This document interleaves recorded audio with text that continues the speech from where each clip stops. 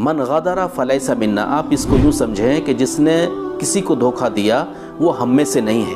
ہم میں سے نہیں ہے مطلب وہ اسلام سے خارج ہے، جس نے بھی کسی کو دھوکہ دیا۔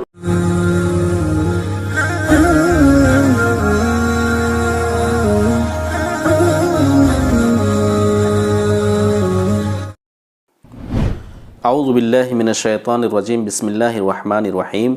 من غدر فلیس منا۔ معزز ناظرین، میں نے اللہ کے رسول صلی اللہ علیہ وسلم کی ایک فرمودات آپ کے سامنے رکھا ہے، اور اسی کے پیش نظر آج آپ کے سامنے کچھ باتیں ہوں گی۔ اللہ کے رسول صلی اللہ علیہ وسلم نے فرمایا کہ من غدر فلیس منا،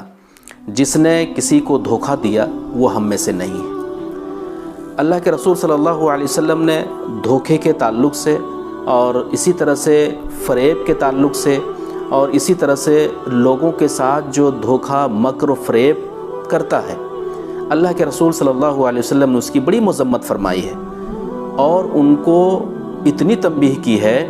کہ ان کا روزہ نماز کے بارے میں بھی اللہ کے رسول صلی اللہ علیہ وسلم نے شک کا اظہار کیا ہے کہ جو لوگوں کو من غدر فلیس منا، آپ اس کو یوں سمجھیں کہ جس نے کسی کو دھوکہ دیا وہ ہم میں سے نہیں ہے۔ ہم میں سے نہیں ہے مطلب وہ اسلام سے خارج ہے، جس نے بھی کسی کو دھوکہ دیا۔ اس تعلق سے میں کچھ اور باتیں آپ کے سامنے رکھنے کی کوشش کروں گا کہ اللہ کے رسول صلی اللہ علیہ وسلم نے فرمایا کہ ایک آدمی ایسا ہے جن کی چرب زبانی، یعنی ایک آدمی میرے پاس کچھ فیصلے لے کے آتا ہے،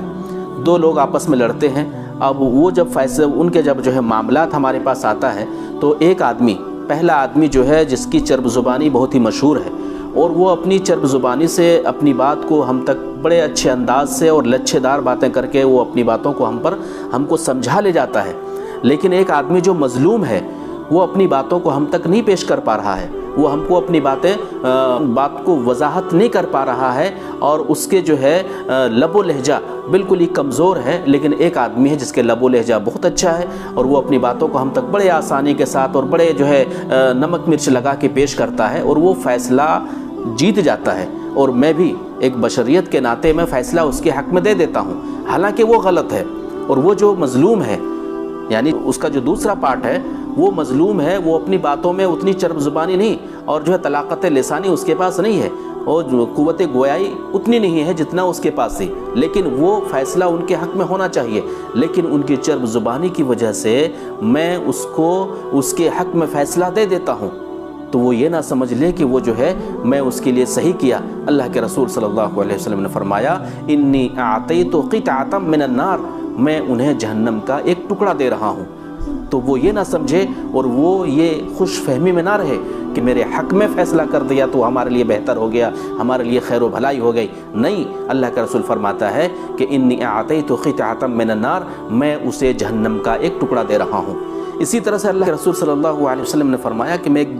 دکان کے پاس گیا تو وہاں دیکھا کہ کچھ گلے لگے ہوئے تھے، تو ایک بوری میں نے اپنا ہاتھ مارا، تو ہاتھ مار کے جب میں ہاتھ کو باہر کھینچا تو دیکھا میرے ہاتھ میں پانی ہے۔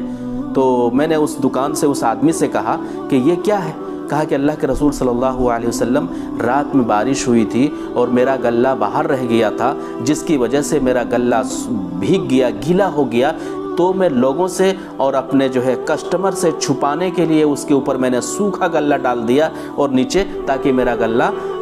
بک جائے۔ اللہ کے رسول صلی اللہ علیہ وسلم نے فرمایا من غدر فلیس منا، جس نے لوگوں کو دھوکہ دیا وہ ہم میں سے نہیں ہے۔ تو اس سے آپ سمجھ سکتے ہیں اور اس بات سے آپ اندازہ لگا سکتے ہیں کہ اللہ کے رسول صلی اللہ علیہ وسلم نے چاہے بازار ہو، چاہے مسجد ہو، چاہے گاؤں ہو، چاہے گلی ہو، چاہے قریہ ہو، چاہے قصبہ ہو، جہاں بھی ہو، جس جگہ پہ بھی اللہ کے رسول صلی اللہ علیہ وسلم کو دھوکہ اور فریب نظر آیا، آپ نے اس کو فوری طور پہ وہیں تنبیہ کی، اور آپ نے ان کو یہ بتایا کہ بھائی جس نے جو ہے دھوکہ دیا وہ مسلمان نہیں ہے، جس نے دھوکہ دیا وہ ہم میں سے نہیں ہے، کیونکہ مسلمان کی ایک صفت ہوتی ہے، اور مسلمان کی جو اللہ رب العالمین نے ایک صفت بتلائی ہے، وہ عباد الرحمن، اللہ کے بندے وہ ہیں جو لوگوں کو دھوکے سے اور لوگوں کو فریب سے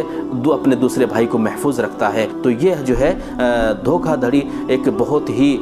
اسلام میں اس کی بہت ہی کم تر درجہ ہے، اور اسلام نے اس کو حرام قرار دیا ہے، اور اسلام نے اس کو یوں کہا ہے جس نے جو ہے کسی مسلمان کو دھوکہ دیا اور فریب میں رکھا، دھوکے میں رکھا، وہ ہم میں سے نہیں ہے۔ السلام علیکم ورحمۃ اللہ وبرکاتہ۔